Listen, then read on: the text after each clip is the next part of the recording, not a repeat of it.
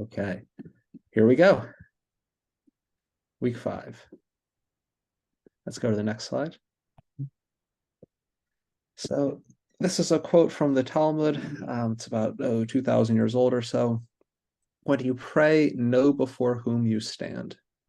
When you pray, know before whom you stand. When we lobby, when we engage in the nonviolent encounter, when we sacrifice, we are, as Rabbi Abraham Joshua Heschel would say, praying with our feet.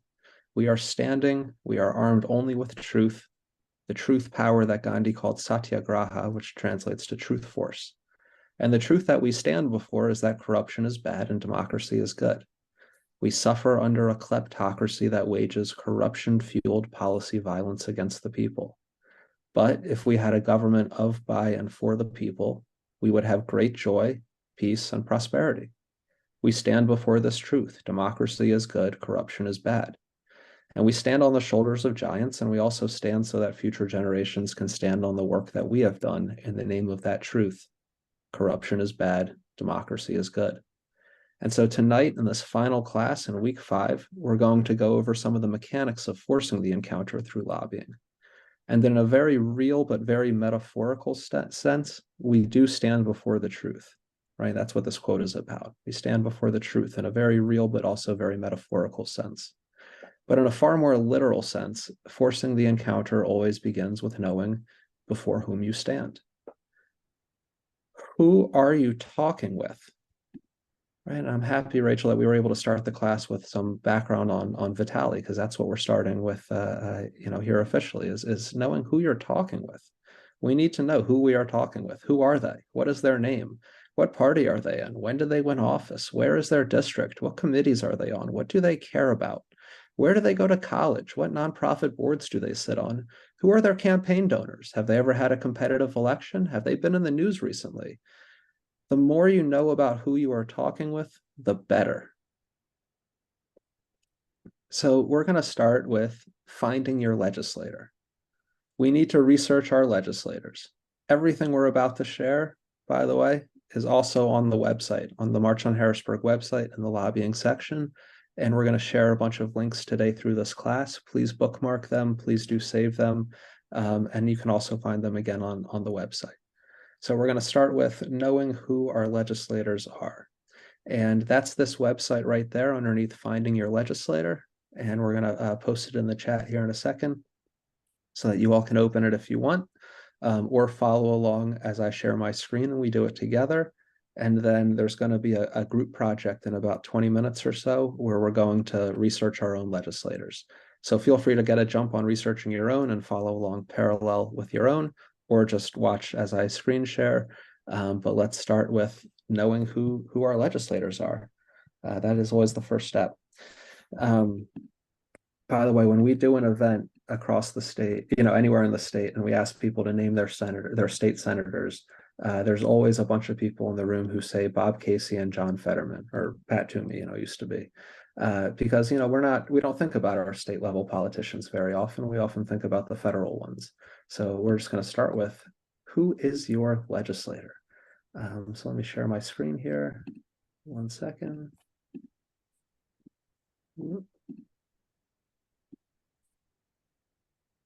Chris, I'm taking the screen share away. Yeah. There we go. And for tonight's purposes, we are just going to pretend like we live inside the Pennsylvania state capitol, because that is how it feels too often.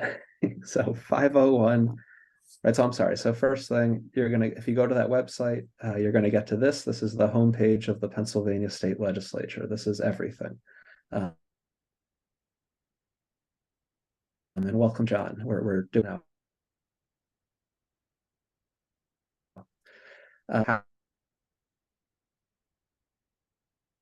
House. We're looking for the. We're going to pretend.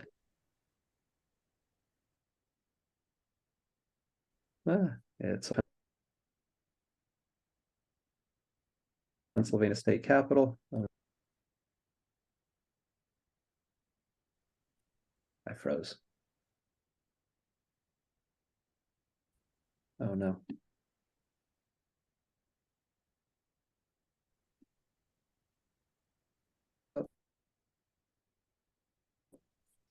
Hello, hello, hello.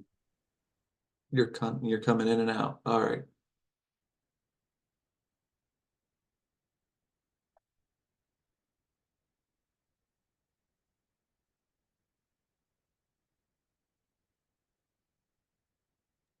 Oh no, that didn't go as planned.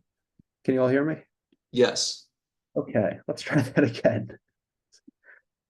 Ah, and when we get democracy, we can break up Comcast and not have a monopolized telecom industry that causes bad service and terrible customer support and high prices. You Okay, guys so, go up that chain to Time Warner. right. Oh God. So here we are. So this is the homepage of the legislature. If you go to here, to your address, and we're going to pretend like we live inside of the state capitol itself, which is 501 North 3rd Street. Feel free to follow along on your own with your own address and your own legislator, your own representative, or just stay with us as a unit. We're going to do our own individual research projects later. You have to prove that you're not a robot.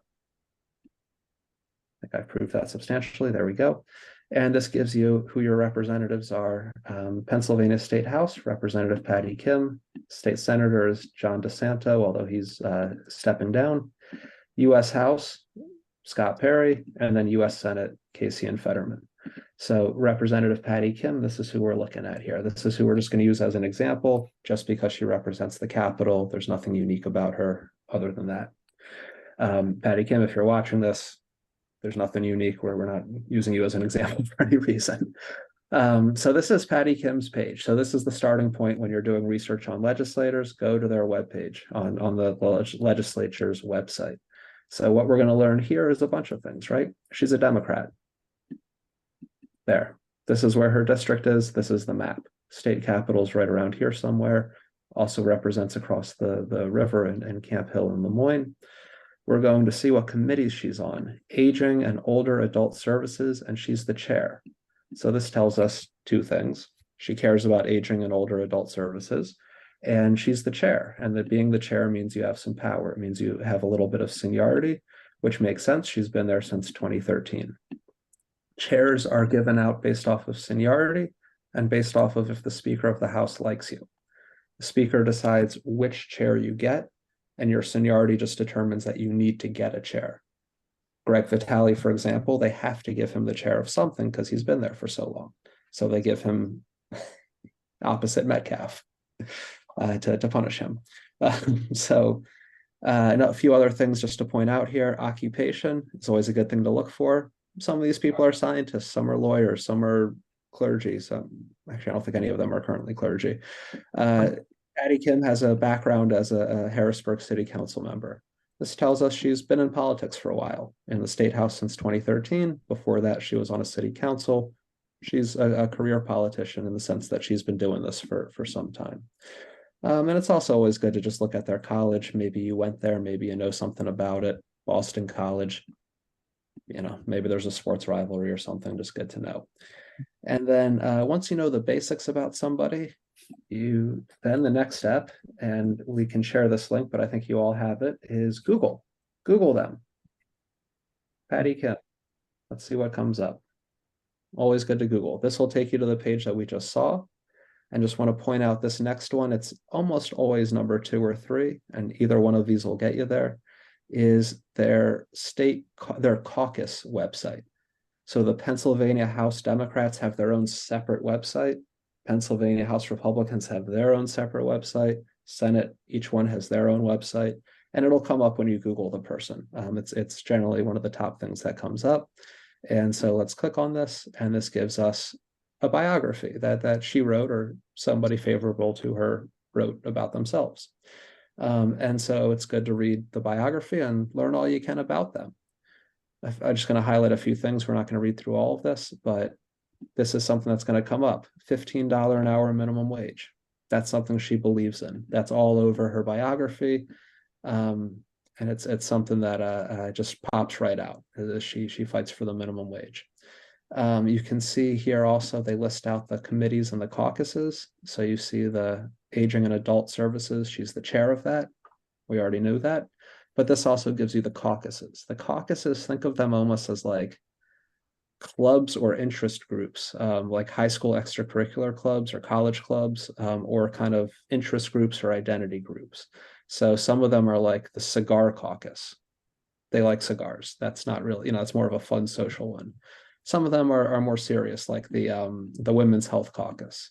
The Women's Health Caucus gets together and they talk about women's health issues. It's separate from the legislature, but within it, if that makes any sense. It's not something that's written in law anywhere. It's like a social club. But you can get a sense of a legislator's interests by looking at what caucuses they're in. Asian Pacific American Caucus, she's the chair. Animal protection, she cares about animals. Climate, criminal justice, emerging technologies, LGBTQ equality, and so on, right? These give you a sense of how she sees herself, what she cares about. Then the next thing, and again, all of this is going to be recorded, so please, if you miss something, go back and watch the sequence here. But the next thing is to go to Google News. You want to see them in the news. You want to see if they've shown up in any articles to get a sense of what they're doing, if they're doing anything newsworthy. And a lot of them don't have many news bites. Patty Kim, we see a big one here. 2 months ago, she announced she's running for state senate. This tells us a lot. This tells us she's going places. She's going to the state senate. And if you read these articles, you'll see that she's going to win. She's going to win a state senate seat because the Senate seat there was redrawn so that the incumbent Republican, John DeSanto, he's going to lose. He actually already dropped out of the race last week. So Patty Kim is almost definitely going to be a state senator after this year. She's going up. She's moving up the ladder. So that has taught us some good things there. Chris, I'm going to toss it back to you just to share the next slide. All right. And so we're doing our research as Chris is pulling this up, right? We've just done 2 things so far. We've gone to the state legislature's website, this one, and Google. And we've already learned so much. The next website we're going to go to is called Ballotpedia. And this is to just see their election results. Ballotpedia is a good one-stop shop for all election results. Tells you who ran against who, how close it was, and all of that. And so now I'm going to take the screen back and share that. And we're going to go to Ballotpedia. And please bookmark these as we go if you want. And the links are in the chat. And then this will also go out afterward in the email. Oh no, what is this? I got stuck in something there. Okay. Patty Kim, we're just going to type her name in. Here we go. Patty Kim, Democratic Party. We already knew that. She won election 2012, so she came into office in 2013. Right? There's a lot of repeat information in these sources. Ballotpedia is always very good at just pointing out the base salary of legislators. Representatives start at $102,000 a year. And then we're going to scroll down to elections. I think that just went up, didn't it? What's up? Oh, that base salary that just went up, pushing every elected official in PA to 6 figures. Yes, I think it went up again from this number. I think it's up to 106 now or something. It just went up like last week. Yeah. 106. Yeah, they got a cost of living raise. So then here we are. You scroll down to elections. Okay, 2022, Patty Kim ran against this guy, David Buell or Bull, and she won 65% of the vote. This is not a competitive district. That's what we just learned right there. She is not running in a competitive district. This is a gerrymandered district where one party has an advantage over the other. So maybe she was primaried. She was. She survived the primary with 75% of the vote. So this tells us that she's pretty popular within her own party, right? So that this Heather McDonald was not a very serious challenger, not a very serious threat. So her constituents either like her or are ambivalent to her, but there doesn't seem to be much organized opposition to her in district. And she's not going to win. She's not going to lose a general election, and she's probably not going to lose a primary. You can also scroll through other things here. We'll get to this in other places. In 2020, completely unopposed in the general election. She had a primary challenger that year too, but also did not do very well. Right, so we're piecing together a profile of somebody here, right? They've never really run, or at least not in recent history, or maybe ever. Have they ever run a competitive election? No, that was 90 to 10. This one, going back to 2014, was 78 to 21. 2012 was unopposed. So her last competitive election was the 2012 primary, which was to fill an empty seat. So 4 people ran for an empty seat, and the difference was 43 votes. This is a very close election. So she knows what it's like to be in a close primary. And this is good information to know when we talk about ranked choice voting. You've been in a 4-way race. That could have gone differently. It was a 43 vote race. Do you think voters really were able to accurately portray their voice through that? Or do you think, ranked choice voting would have made it a more decisive election rather than somebody winning with 28.8%? And that's a good end to sympathize with her about, did people not take you seriously when you came here because you didn't come in with a majority of the vote? Because our system encourages non-majority winners. You didn't quite have the mandate to govern that you may have had. And I wouldn't say it that bluntly, but I tried to lead her into that, to see that. It's happening right now in Philadelphia to the new mayor, Cheryl Parker, who won 33% of the vote. You don't have the mandate to govern that you would if we had ranked choice voting and you could say, I won a majority of the votes. But anyway, so Ballotpedia is a great way to get a background on their elections. And then, Chris, I'm going to turn it back to you for the next slide.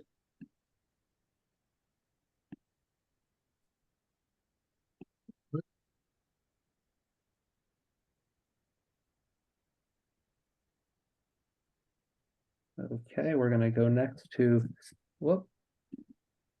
Follow the Money, followthemoney.org. I love their website name. It's very simple and straightforward and easy to remember. It's not, like legis.state. whatever, followthemoney.org, followthemoney.org. And this is a website to get a sense of the campaign money that they're encountering, that they're using, who's giving them money, all of that good stuff. And so I'm going to share my screen here in a second. And we're just going to look at Patty Kim, who are, again, for those who joined late, we're only using her as an example just because she represents the Capitol building. There's nothing unique or anything about her. So here we are. I typed in Patty Kim into the search, and we get all of these things. We're going to ignore this and click on candidates. This is key here, candidates. Did I do that wrong? And it's general search. I get lost on this website sometimes. Patty Kim, contributor candidates. Why am I not seeing more? Here we go. That was weird. Okay, so I went to as a candidate, clicked on her there, and then taking me to here as a candidate, $640,000 raised over 6 elections. So that's not a particularly big number. It's not a particularly small number, but this gives us a sense of how much she has raised. You can see it by year here, or by election cycle. 2012, she raised 88,000. The most she's raised was 2014, 166,000. Last year, she raised 162,000 and change. And we can click over here to top donors. And this gives us an insight into what she cares about, who she's responsive to. And so a few things pop off of this list right away. First of all, we need to know who Alex Hartzler is. This is not unusual for an individual to be giving the bulk of the money. You see that he's the first name on the list, and he's given $34,000 over 11 contributions. So let's click on him, and that'll tell us who he is, or at least what he does. He gives to a lot of people. And if we click on industry, he's a real estate guy. He's a developer. So that's who her biggest donor is. And that is not at all unusual for a local real estate person to be a big donor. They want power. Then we have the teachers union, the plumbers and pipe fitters union, the Democratic Party itself. This is very common. The party will fundraise and then dole money out to candidates. Vision for Pennsylvania, I'm not sure what that is. Could be an eyesight thing, could be something far more aspirational. Realtors, okay, realtors with a realtor at the top, that tells us something. Another union, another union, another union, an identity-based fund, the Indian American Impact Fund, and so on. So unions, real estate. That's kind of what I gather from here. Mine more details. Good to do some background research on who their money is coming from, who their money is coming from. And we're going to go to one more thing to do our research here. So I'm going to turn it back over to you, Chris, for a second.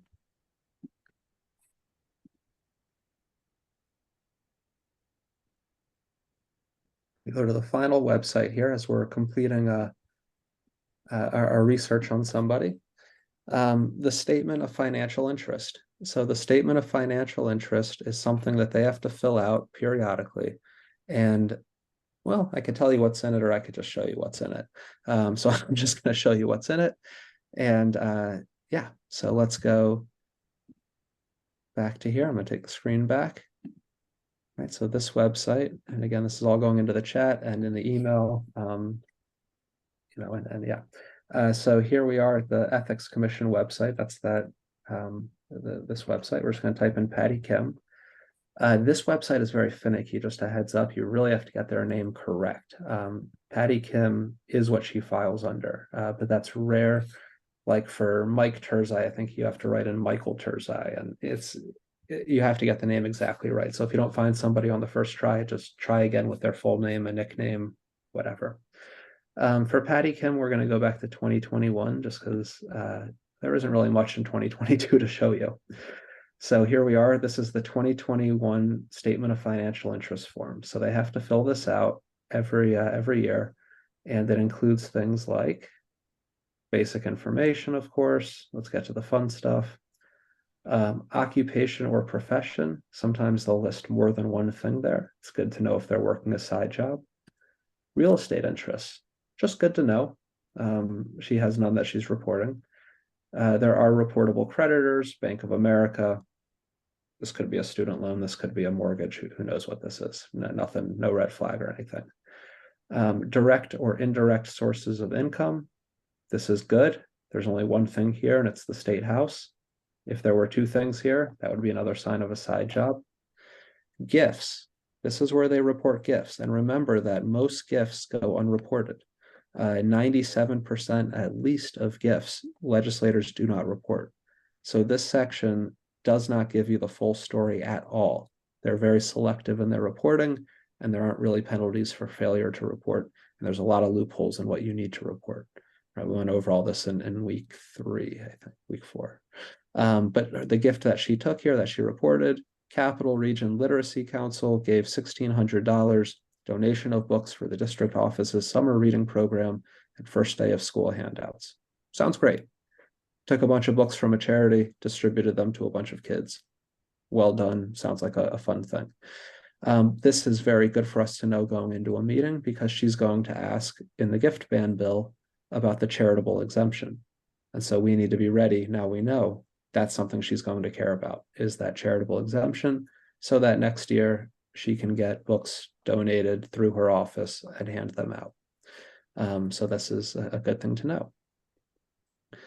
Then just some other things, and there's really nothing in here on hers. Are you office directorship or employment in any business? This is another way to figure out side jobs.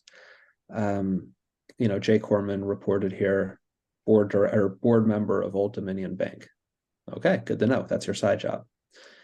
And then just some other questions about business interests and then a signature. So this is a statement of financial interest form. We could actually spend 5 hours on this one form and going into, well, what are the reporting thresholds around real estate interests? Is it if you have a $10,000 shack or if you have a $10 million mansion, and where's the line on that? This is the kind of thing that lawyers like to spend a lot of time on. And we actually have a team of lawyers at Penn who are answering questions about this form for us right now. They're very helpful. So anyway, that's a statement of financial interest form. And Chris, I'm going to turn it back to you for the next slide. So all of this that we just did, all of that research gets us to the question of what do they care about? And I'm going to just ask you all right now, just from following along with that, as closely as you were able, issues. What issues does she care about, specifically or generally?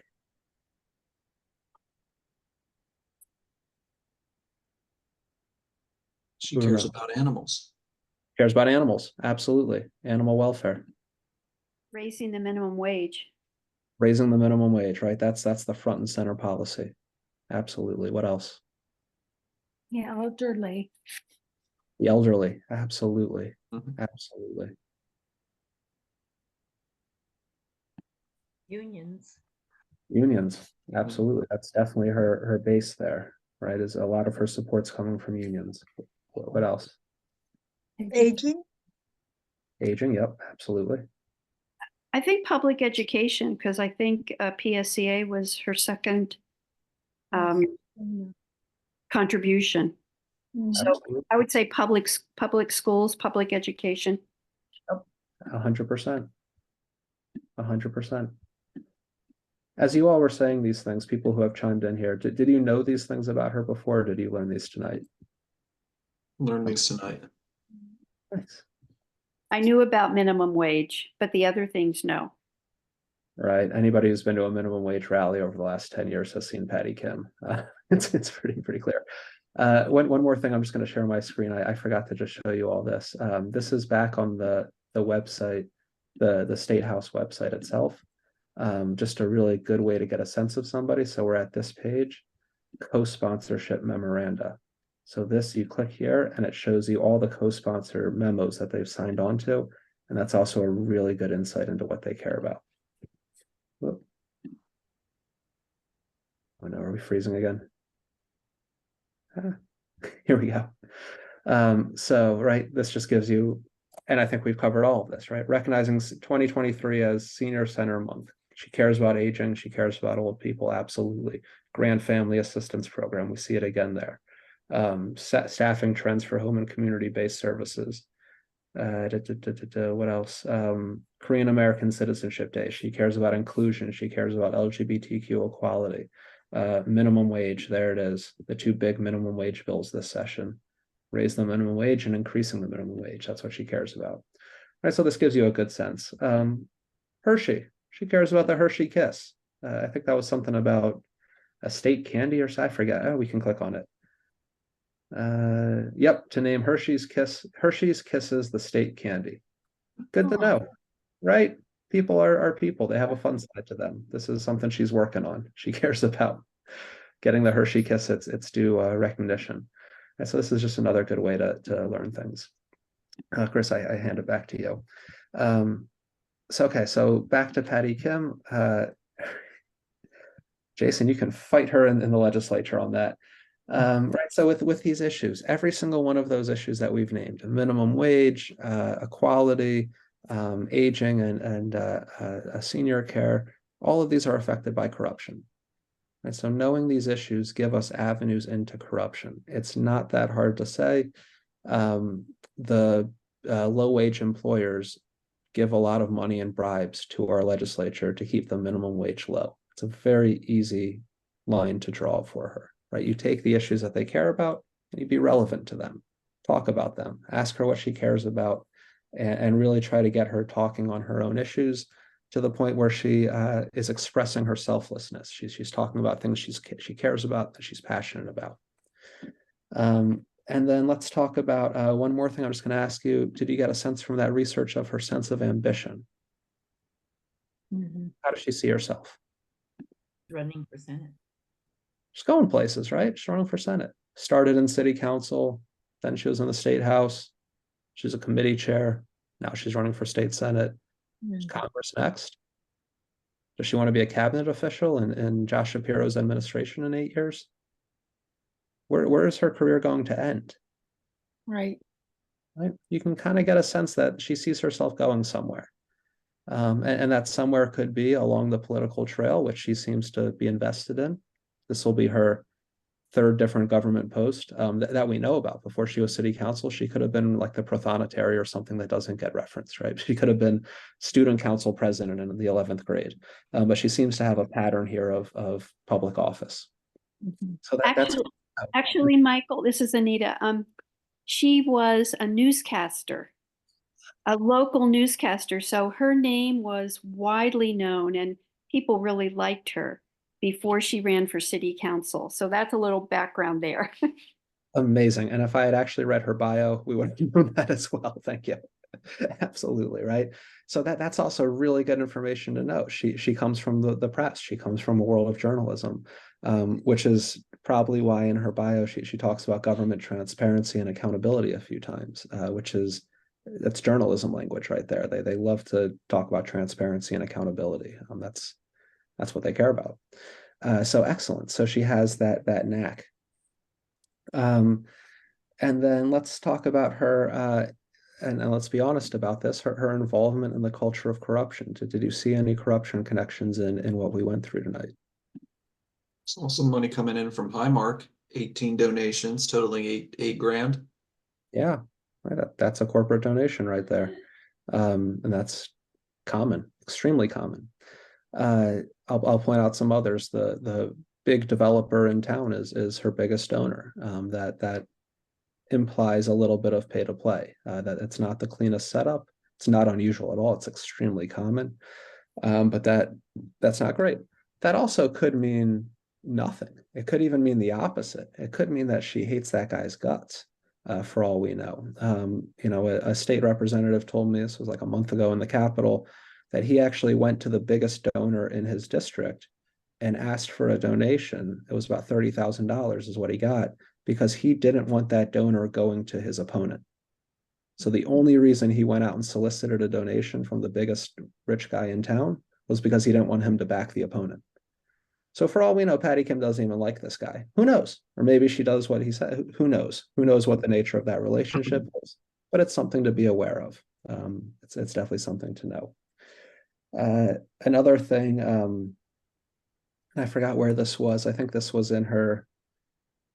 I think it might have been in the bio. I pulled it out from somewhere last night. But she's on the board of Team PA. And that's a red flag to notice. Team PA is essentially a nonprofit with a board full of a bunch of corporate executives, a couple powerful lobbyists, and a couple legislators, including Patty Kim. And what Team PA does is kind of like cheerleading for Pennsylvania economic development through the corporate route. So that often leads to, promotion of fracking, promotion of lower wages. Team PA is the entity that took Shapiro to the Super Bowl this year. They're the entity that hosted 40 legislators at the Penn State President's Box a few weeks ago. Team PA is a red flag. It's something to be aware of when you're going in to talk to her. Okay, your turn, everybody. Or anybody have any other reflections on that little research project? Hmm. Are y'all ready to do it? Hey. Next slide, and Chris, we're going to go into breakout rooms. You all are going to do this. We're going to put these links in the chat here so that you'll have them in your breakout rooms. We're going to take 10 minutes to do this. Doesn't have to be about your rep. You're going to be in a room with a couple of other people. It's okay to pick one rep or two reps to go into. Yeah, do some research, learn about them, get a sense of what they care about. That's what you're really trying to dig into. What do they care about? Who are they? And then we'll come back together. So Chris, if you could just send folks into breakout rooms, and we're going to take 10 minutes for this. Any questions? How many do we want here? Let's do 3 to 4 people per room. And does anybody have any questions? Does this sound straightforward?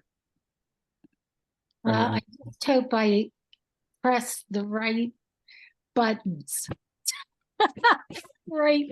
I'm not sure how to get one screen into another and all that jazz. Excellent. Just remember, at the end of the day, nothing on any of our computers can launch a nuclear weapon. So the worst case scenario is less than catastrophic. Thank you, Michael. And let me see. It looks like it looks like room 4 is going to be short one, so I might hop into that one to even it out. Thank you. And I'll just call people back. And John, hop into a breakout room, and good to see you.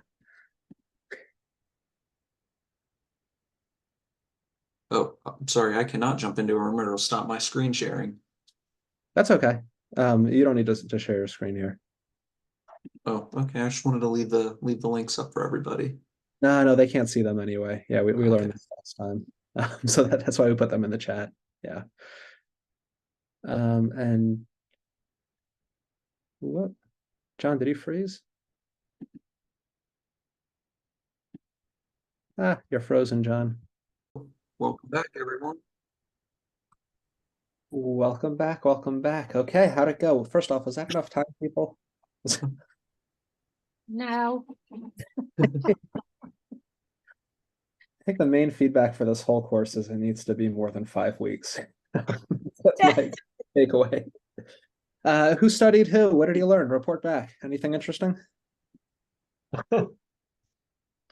We tried to dive into Justin Fleming, but he's so new that there really wasn't much that jumped out at me. I've had a chance to have conversations with him about a number of things, and it's nice to know that I don't think he's got a lot of influence one way or another, but he and I aren't in step on certain things either. So Nice. Yeah. yeah. The new one, it's hard to find a record of. Yeah, they don't have much of a record because they're new. Right. He'll have one. And then, Well, let me see. I learned that contrary to Patty Kim, Mr. Greg Rothman, also of the same district, he has raised in one fewer races, he's raised over triple what Patty Kim has raised in terms of campaign funds. And he's also a very big real estate guy. Got a master's from Johns Hopkins in real estate after he got out of the Marines. And your theory about Patty Kim soliciting donations from a realtor to make sure that from a big real estate guy to make sure that it wouldn't go to Rothman makes pretty solid sense. right, you can never really jump to conclusions with some of these things. There's generally a story, there's generally a reason, but for the most part, it's just participating in a culture of corruption where if you don't get the gold, somebody else does. So sometimes that's part of the motivation. Sad enough. Yeah, anybody else just want to quickly share anything you learned about somebody? yeah, Barb Gleim, who's in Carlisle. She's for vouchers for education, and banning transgender girls in sports. Although one of her interests also is aging population. Yeah. So how can you work with any of that with gift ban, ranked choice voting?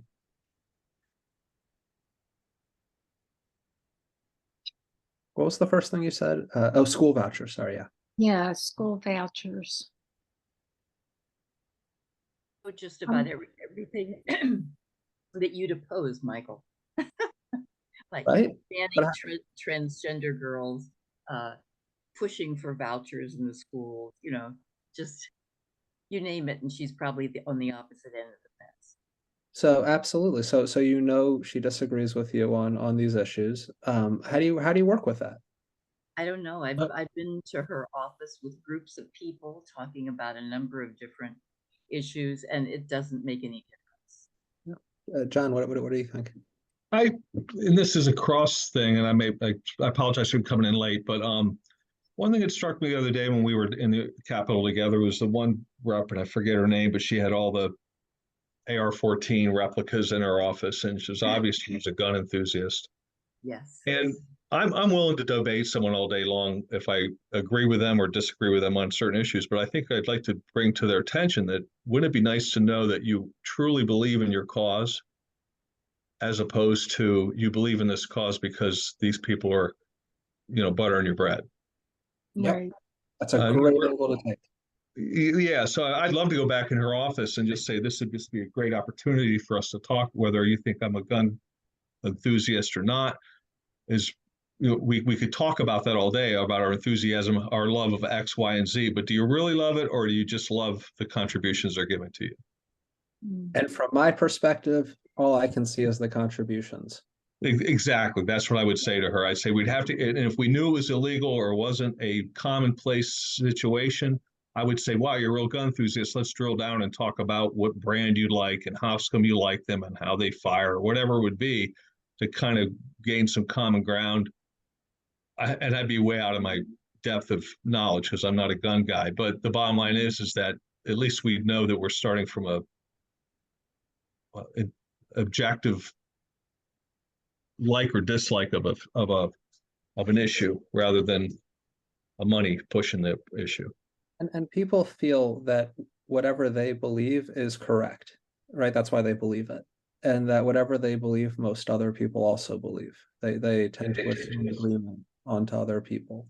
So if you go in and she says, I'm pro charter schools and school vouchers and all of that, lean into that. And John, Right. what you just said is a good way to do it, right? Where you kind of say, hey, I can't tell if you're actually pro charter school because you're taking this money from them. I don't know if you're a true believer or if you're a shill, and I can't tell the difference because the perception of corruption is as bad as corruption itself. And I would say it a little gentler than that, but that's a good point to make. I remember a meeting about 6 years ago with State Senator John Rafferty, who's no longer there. And he said, or his legislative director spoke on his behalf. He said, we took a $500 gift from the NRA last year, and people think that we're pro-gun because of that gift, but we're not. We're pro-gun because we're pro-gun. And we understand that you can't tell the difference and the perception of corruption is bad. So that's why we swore off all gifts this year. And he signed on to the gift ban. He understood that the gifts, the campaign contributions, the money makes things cloudy. And people want things to be clear, especially when they think they're right. They don't want anybody to be questioning their true beliefs. They want people to see them as sincere. And so if they really are sincere, clear out all the clutter so that we can actually know what's true and what isn't. And the clutter is the money. Or go the opposite route. And if she says she's pro this issue, point out the money on the other side of that issue. We just went through Patty Kim's campaign records, right? State Teachers Union is what were they, number 2?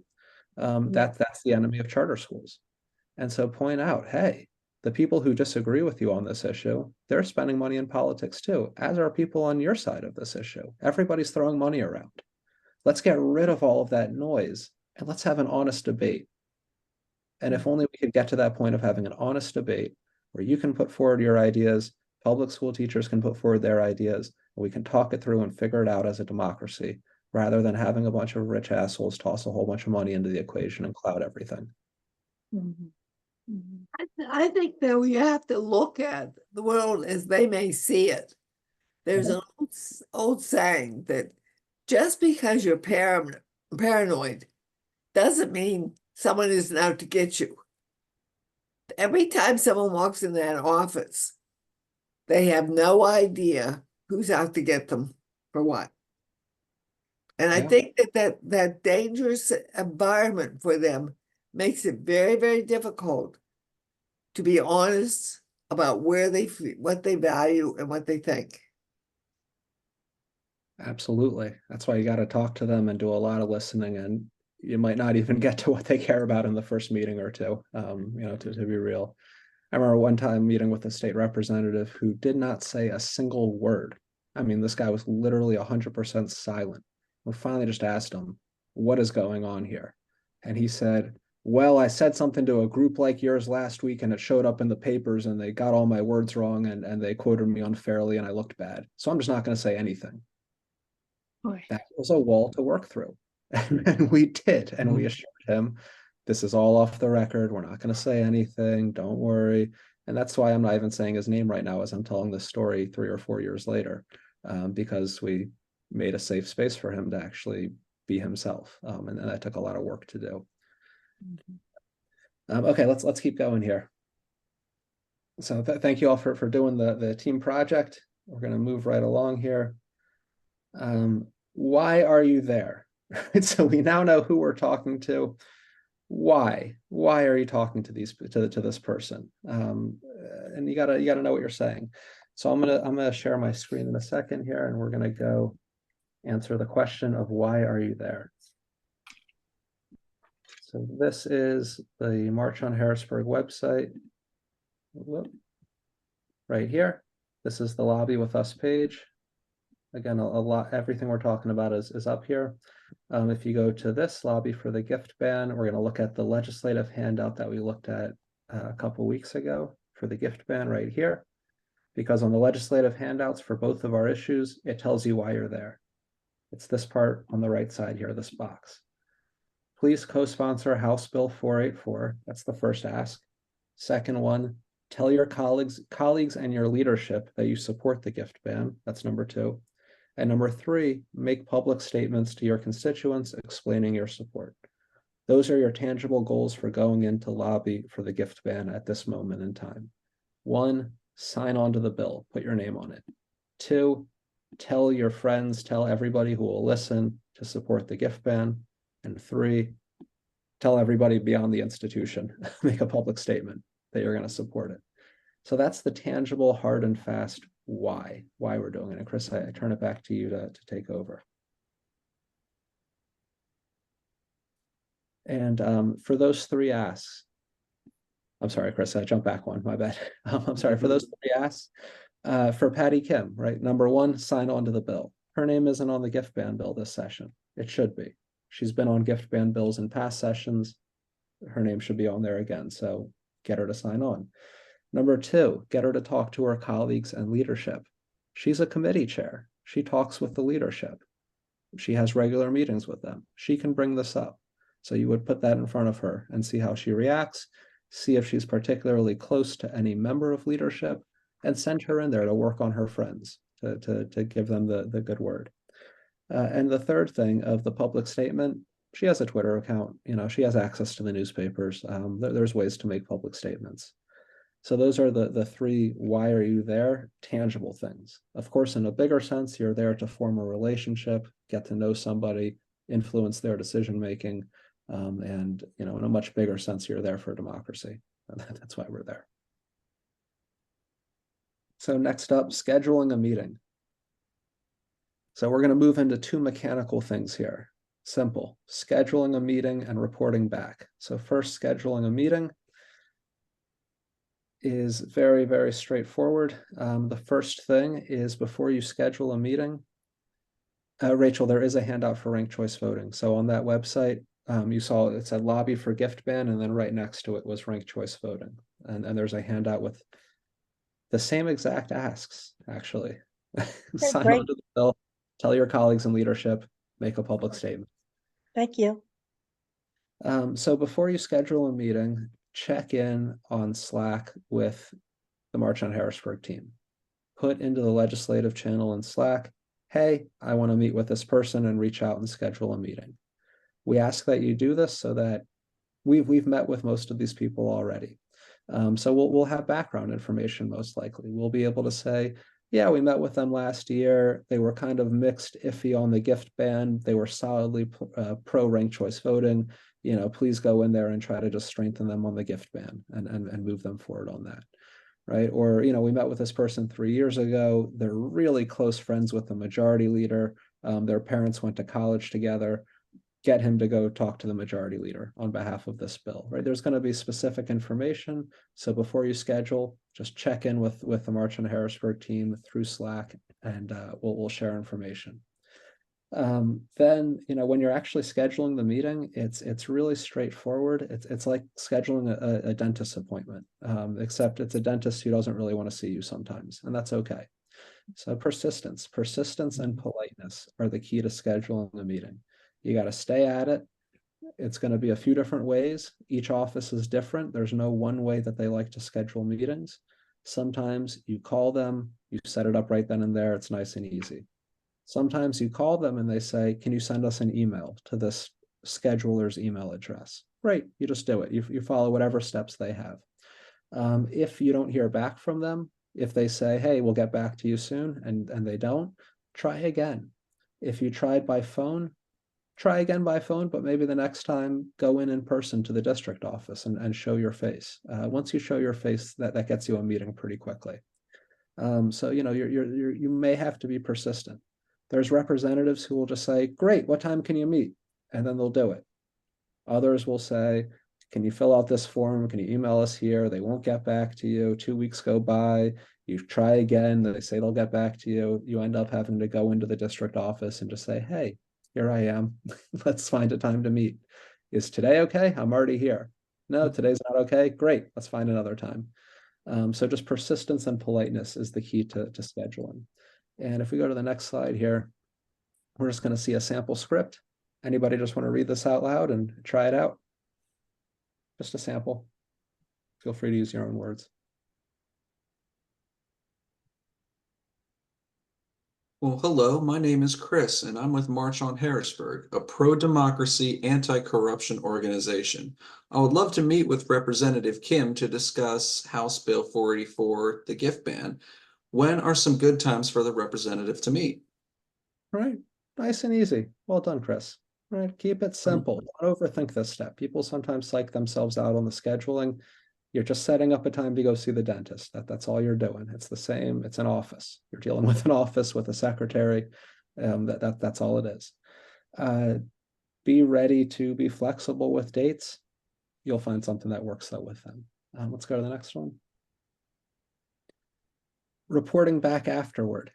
Scheduling is before, reporting back afterward. 2 ways to report back. Please report back. If a tree falls in the forest and doesn't make a sound, no one hears it, did it make a sound? If a lobbying meeting happened and it doesn't get reported back, did it ever really happen? Right? We have to, it did. I shouldn't say it doesn't. It definitely still did happen, and it's very impactful. But we are so much more impactful when we're organized and moving forward together. So please report back after meetings. On Slack, just write up a short summary and post it. That simple. If you want to go through the online route, I'm going to share my screen again in a second here, just to show this. We do have an online reporting form. It's right on our website on the lobbying page where the rest of the everything else we've looked at is. So we're back to the handout. So here we go. This is just the lobbying for the gift ban page. And if you scroll to the bottom of it, there's a reporting form. You can just fill this form out. Who you met with, how it went, what's their position, any other thoughts they shared, and so on. So please, please, please either fill out this form or just go to Slack and write a short summary of who you met with and how it went, and people will have questions for you too, probably. And Chris, I turn it back to your screen. Any questions on scheduling or reporting back before we go into conducting the meeting? And I am sorry, folks, we're going to go a little long tonight again. The feedback for this class from my end is that we cannot cram this into 5 90-minute sessions. I thought that you had said we should put on Slack after we schedule the meeting in case somebody wanted to join you or something. That as well, yeah, both before and after, yeah. And thank you for naming that too. I forgot to say that. Yeah, before you schedule a meeting, just let us know so that we can say, we know this person, we don't, we met with them last week, there's no need to schedule a meeting, or whatever the case may be. And then once it's on the calendar, invite everybody in your area to it through Slack, because other people might say, oh, I met with them 2 years ago, I'd love to come with you again. Or, oh, I'm new to this, let me join you if that's okay for my first time. We try to lobby in teams as much as possible. It's always good to do this in community. Conducting a meeting, here we go. First, in conducting a meeting, if we go to the next slide here, the first rule is straightforward. Be early. Vince Lombardi, the football coach, once said, if you're early, you're on time. If you're on time, you're late. And if you're late, you're screwed. Don't be late. Be early, because if you're early, you're actually on time. Be courteous and respectful with everyone in the office. Everyone in the office is somebody you're lobbying. Think of the staff, in that same light as well. Let's keep going here. Second, clearly identify why you are there. Make your specific ask when the moment is right, and stay focused on a small number of issues. So be ready with your short pitch that explains clearly why you're there, and try to get that in the front part of the meeting. The time to make the ask, there's no formula for that, but at some point you're going to say, Representative Kim, can you please sign on to House Bill 484, co-sponsor it? Can you please go talk to Speaker McClinton about the bill and let her know that you support it? right? Whenever the moment is right, you make the ask, but you make it specifically. You make a specific ask, and we'll talk more about that in a sec. And stay focused. Stay focused. Conducting a meeting, reading the slide. Build a relationship and ask them questions that are aimed at their selfless instincts. What are you working on? Why are you here? What brought you to Harrisburg? What do you care about? What issues do you care about? Right? Try to get them talking from their place of public service. For Patty Kim, ask her how the minimum wage fight is going. She'll start venting about it. She'll let you know all the obstacles she's run into. And as she does, point out the corruption connections and be a source of hope as you do it. Don't just be dour, but be a source of hope, right? This is corrupt, but we can change it. For example, we met with the majority leader last week, or maybe that was 2 weeks ago, Matt Bradford, and he is upset at Jeffrey Yass. He is upset at Yass because Yass is going after public schools. Yass is the richest man in Pennsylvania. He funds a lot of the political opposition to public schools, and he's furious with him. He's very upset, very angry. And we leaned into that. Bradford cares about public schools. Public schools are being hurt by corruption. We pointed that out to him. We made that connection. The best way to protect public schools is to take on the corruption. And we got through a little bit there. So always, lean into their good instincts in conducting a meeting. Build a relationship based off of what they care about and what they're selfless about. Next slide here is, getting personal about why this issue is important to you and how it affects you. And if you can relate this to them, perfect. That's the most ideal situation. I'm going to use Bradford again as an example here, just because that was a big meeting from a week and a half ago. He's an institutionalist. He cares about institutions. He cares about the legitimacy of institutions. This is something that he identifies himself as, something he feels strongly about. And so that's something that I also personally believe in. I believe that we do need a state legislature and that it has to be a legitimate institution. And that when our institutions lose legitimacy, society crumbles with it. That our institutions help hold up society. And so that's something that we relate on. And that's a fear that we both have. So we were able to relate to that fear of what happens when the state legislature completely loses its own legitimacy to govern and people show up with torches and pitchforks. Shane, sounds good. Let's keep going here. Be a resource for them.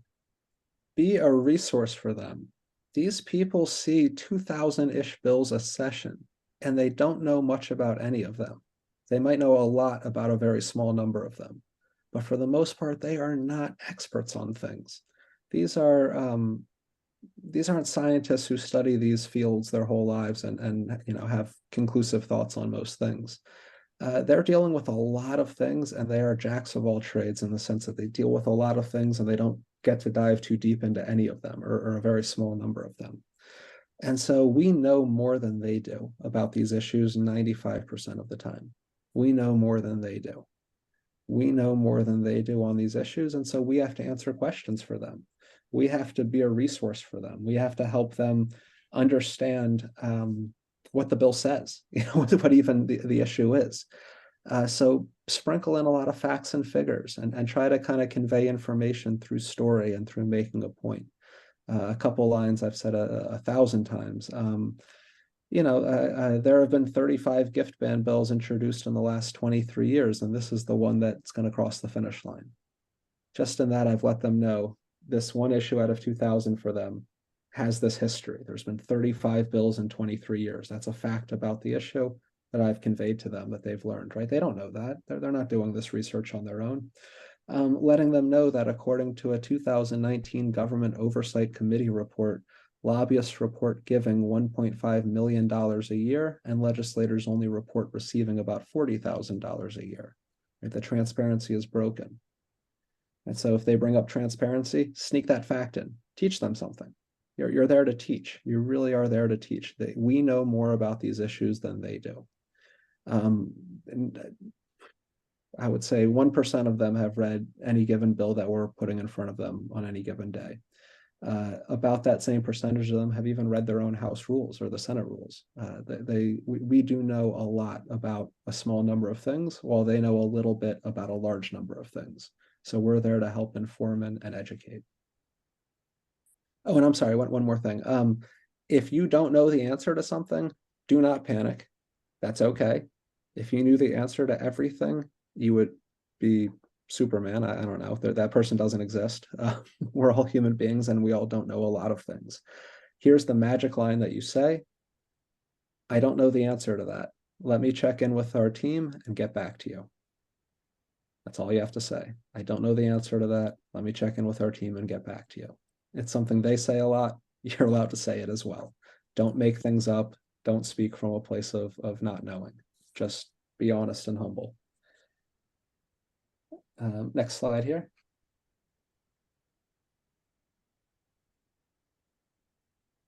Don't let the meeting end without a clear ask and a promise to follow up.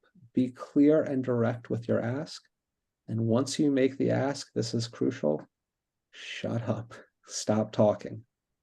Don't continue to talk. People have a habit of doing this in meetings where you make the ask and then you keep talking and you negotiate your way out of the ask. You start to kind of go with their excuses, their initial excuses, and start to kind of make excuses for them because you don't want to see somebody be uncomfortable, right? So this is just kind of a natural human thing that a lot of people do. It happens a lot of the time in fundraising as well, like nonprofit fundraising, where you make the ask and then you talk yourself out of it. Can I have $50 a month? You know what? That's a lot of money, actually. I understand times are, maybe 20, 30, and you start compromising right then and there. You shut up. You let them argue it out loud. Let them argue it out loud. Let them talk themselves into it. And it's okay if they don't do the ask. It's okay if they don't agree with you. It's okay. It's okay. No is an acceptable answer here. You'll try again another day. Sometimes it takes people time to process things and arrive at a different conclusion. And at the end of the day, you don't need 203 votes in the House, you need 102. You don't need 50 votes in the Senate, you need 26. You need a majority. So it's okay if some people don't agree. It's okay. Try again another day. Unless you're there for nonviolent direct action, in which case you already have a plan for what to do if they don't agree, but that's next slide here. Listening. This is a clear and necessary guideline for conducting a meeting. Listen well and choose your moments and words wisely. Politicians are gas bags. They go on. It's just the nature of who rises to that position are people who like the sound of their own voice for the most part, not necessarily in a bad way, that's just the reality of it. I'm saying this with so much arrogance. I feel like I've been talking for 90 minutes straight here. But listen well, let them talk, let them reason out loud, choose your words wisely, ask them good questions to get them thinking. Don't make lengthy statements and don't interrupt. You can interrupt if you're 59 minutes into the meeting and you still haven't said anything, but for the most part, try not to interrupt, let them wind themselves out, let them just spin themselves out. And don't go on your own monologues, don't match them. Don't think that because they just went on a 5-minute rant that you need to go on a 5-minute rant. You can answer a 5-minute rant with one well-placed question and then let them go off again.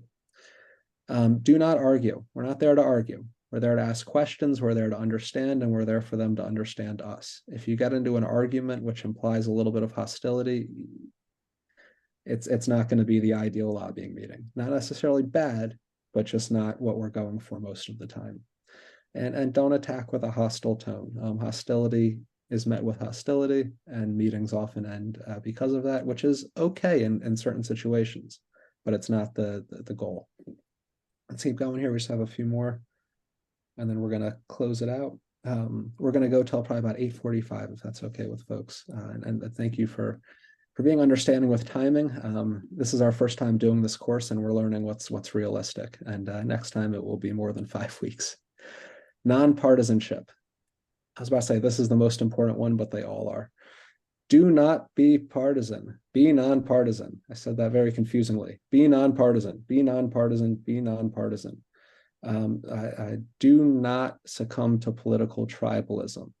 You are speaking for yourself.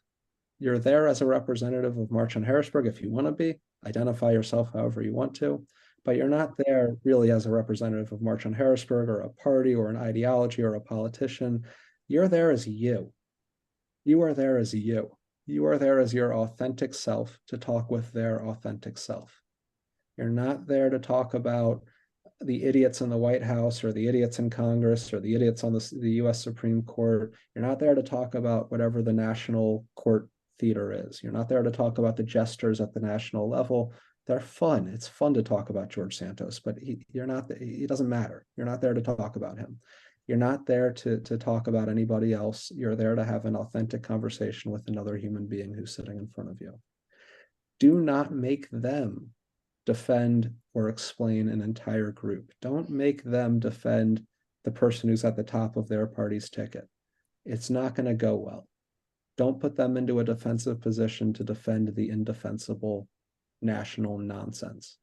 Keep it focused. You're talking to the human being in front of you. I'm just kind of saying this for shock value as a throwaway. I met a representative last week. He's a Republican. This is the second time March on Harrisburg has met with him this year. He's part of the LGBTQ caucus. You wouldn't expect that from a Republican necessarily. He's one of very few who's in that caucus. But you wouldn't know that unless you talked with them, right? You're talking with a human being, a unique person. Don't make broad generalizations. Connect to what you know and believe to your experiences and particular sources of information. That's all to say. Don't go in there and quote Twitter. For the love of God, don't go in there and quote Facebook. You quote newspapers if you're going to quote anything. Keep it grounded in generally recognizable, objective information. And let's keep going here. So next one here is stay focused, stay focused, stay focused. Focus, focus, focus. They're going to try to take you all over. Ride their roller coaster if you want to, but just have a plan to refocus. Right? Don't get bogged down in negotiating specific details of the bill with the legislator. If they try to take you into the weeds, first off, none of us have the power to negotiate details of the bill. Bring that information back to the team. If they really have problems with the bill, bring it back to the team. But don't go in and cut a deal. Like if they say, well, we want the gift limit to be $600 instead of $500 in the bill. No, don't do that. Don't do that. Just talk about the spirit of the bill. Stay focused on a small number of issues. Make specific asks, right? Stay focused. Give them the legislative handout, which we went over in week 4, and it's up on our website. Record any questions that you need to follow up on, and then fill out the reporting form or report back on Slack. Stay focused, hit your mark, take care of the business right there. There was a meeting, I'm going to use Bradford again, in that meeting with Bradford, he kept going off about Israel and the Palestinians and what's happening right now in Gaza. And we talked a lot about that and let him go off on that and then brought it back to our issue again and again and again. Hey, where did Benjamin Netanyahu learn politics? Cheltenham, Pennsylvania. He took Pennsylvania politics and brought him over there. Let's talk about the source here in Pennsylvania of why our politics are so dysfunctional, divisive, and corrupt. Great reframe. He went off again.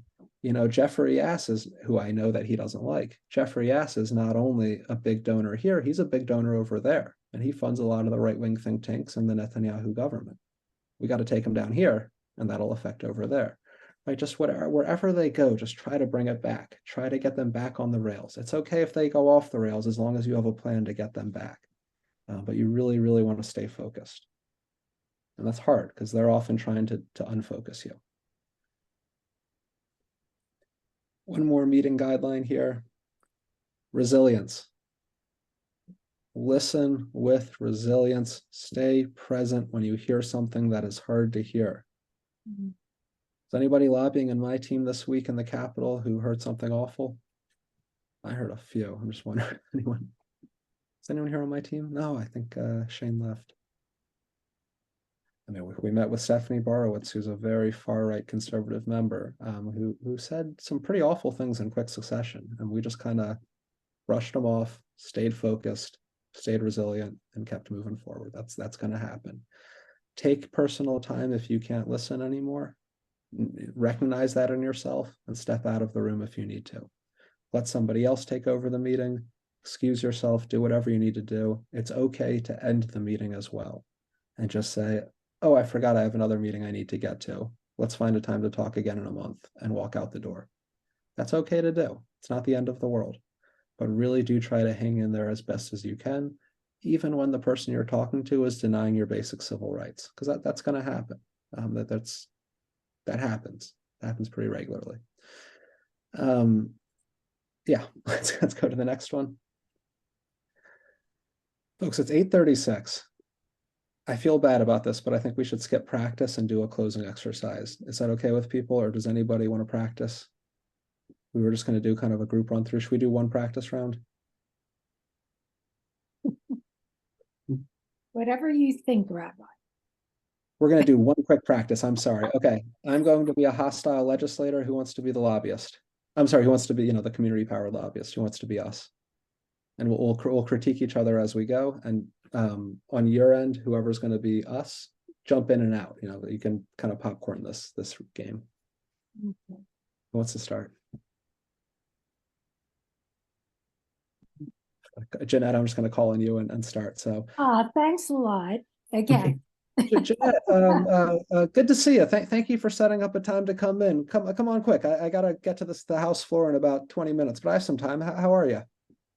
I'm good. How are you? I'm doing all right. Oh, this place, you try to get things done and it's just so hard. It's just so hard. Yeah. Well, do you think we can sit down for a few minutes and talk about the gift ban? Oh gosh. That's good. What am I calling it? The gift ban. And choice voting is the other one. But it's okay to just focus on one. And most meetings are going to be about one and not both. That's okay. And this is all new to me. So I'm sorry. No, you're doing great, and I put you on the spot. And if any, please everybody jump in as we go. But okay, so yeah, I definitely have a second to talk about the gift ban. Yeah, I gotta say, I never take any gifts. I know other people here, they take some gifts, but me, I don't even like the dinners. When we come here on session days, I just go right to the hotel room and I make some mac and cheese in a cup, some easy mac, and I call it a night and I get a good night's sleep. I don't like the dinners. I just can't stay out that late at night. And my colleagues, they do, and it's destroying them. It's not good. Well, why don't we just look at the information that is within the gift ban and talk about those points. I'm fumbling. That was a good direction to go in, though, right? So this person has just demonstrated some interest in a gift ban, and so now you want to kind of go into the details and ask if they have any questions about it, right? Right. So perfect. And so I'm going to say something that a lot of them will say. I support the gift ban, and believe me, I do not take any gifts. And I really do support the gift ban. First of all, you just got to know it's never going to pass, right? I mean, there's just, come on, this place, it can't do that. Well, not with that attitude. Boom. Well done, Chris. Right? Pull him out of that despair.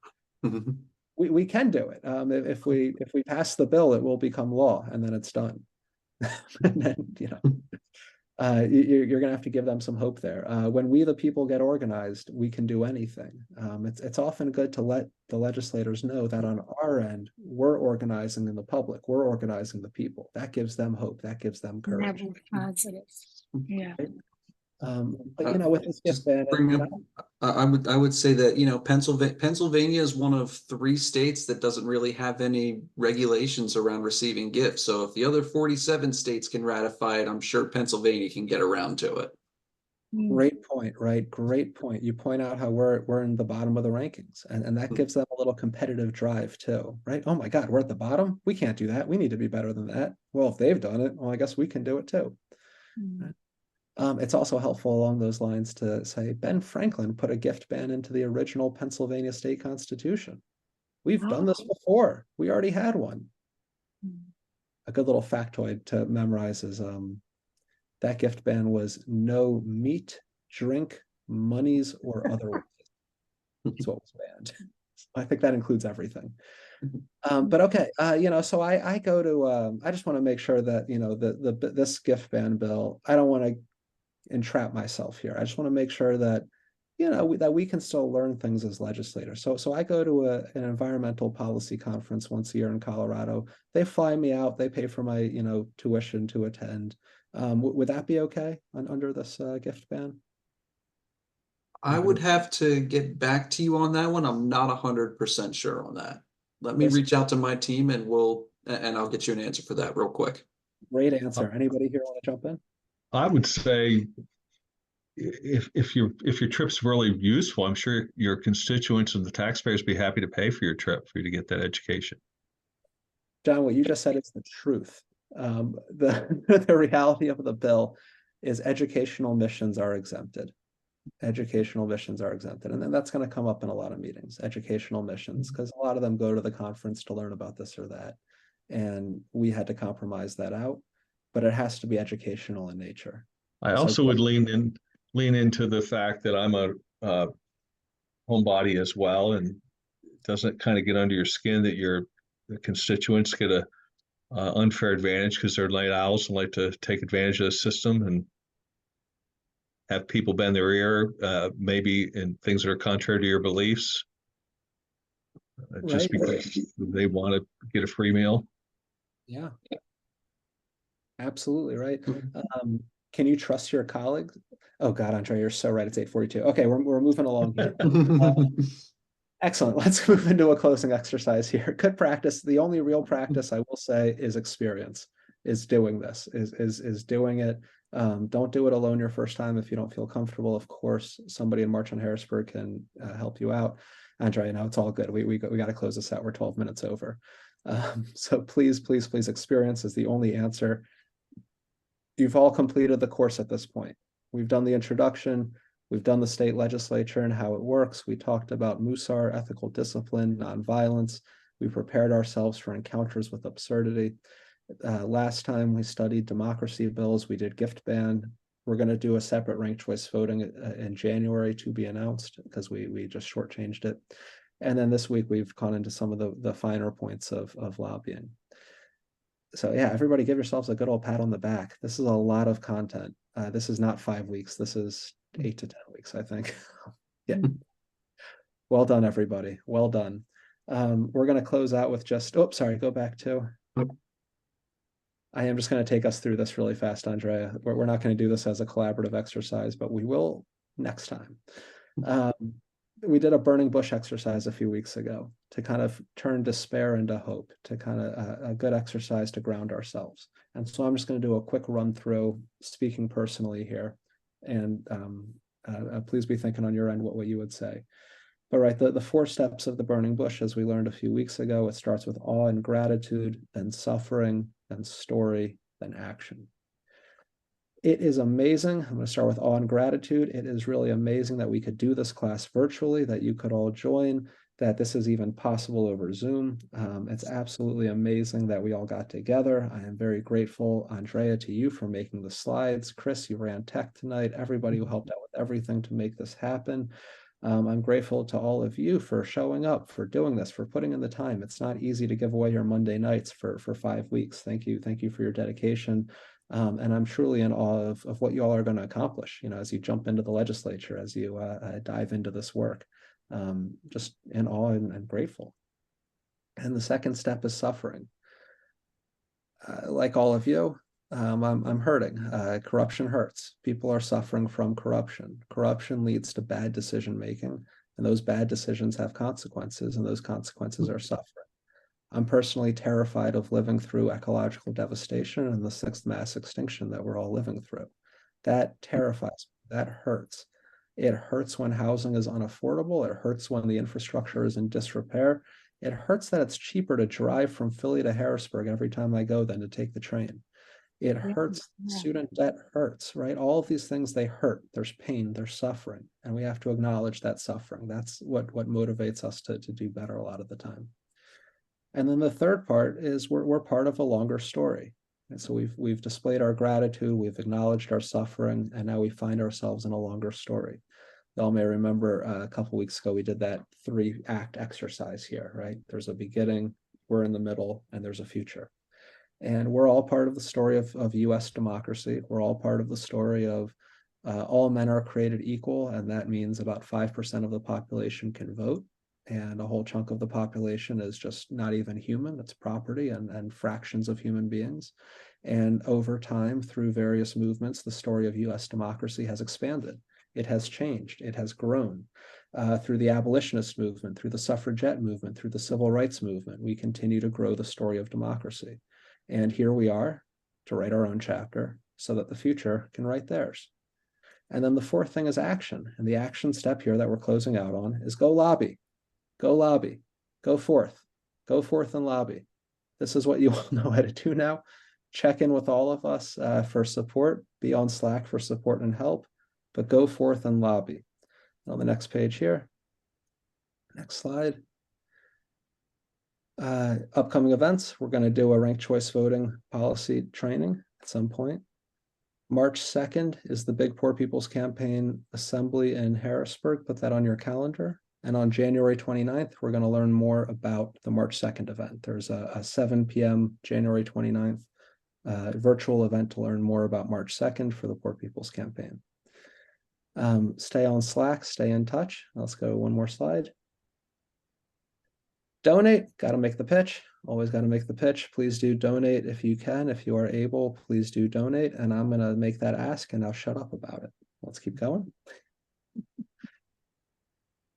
Join Slack. Please make sure that you are on Slack. If you aren't, put your email in the chat. And one more slide, I think. We didn't have an actual survey here. Please just send us feedback on this course. Was it too short, too long, too much information? You wanted more videos? That guy who talked the whole time should shut up more. Whatever you think the, any feedback that you have, of course, try to keep it helpful. We want to, we're going to do this course again and just want to, tweak it and make the changes that we need so it can be as successful as possible. So please do send us any feedback by email or on Slack. And Jason, thank you. Thank you. And that is all. I can make a little survey if it's helpful when I send an email out with all of the resources. That way, if you want to be anonymous or whatnot, I'm happy to do it. Yeah, that sounds good. That sounds good. That sounds great. Thank you, Andrea. Thank you. Thank you. But if you say it's bad, we'll come to your house. No. Well, Thank you. Thank you all. Thank you all so much. Thank you, Michael. Thank you, everybody. This is great. Thank you. Y'all have a wonderful evening, and we won't actually come to your house. Thanks, everybody, and peace, and thanks for being involved. Thank Take you. care.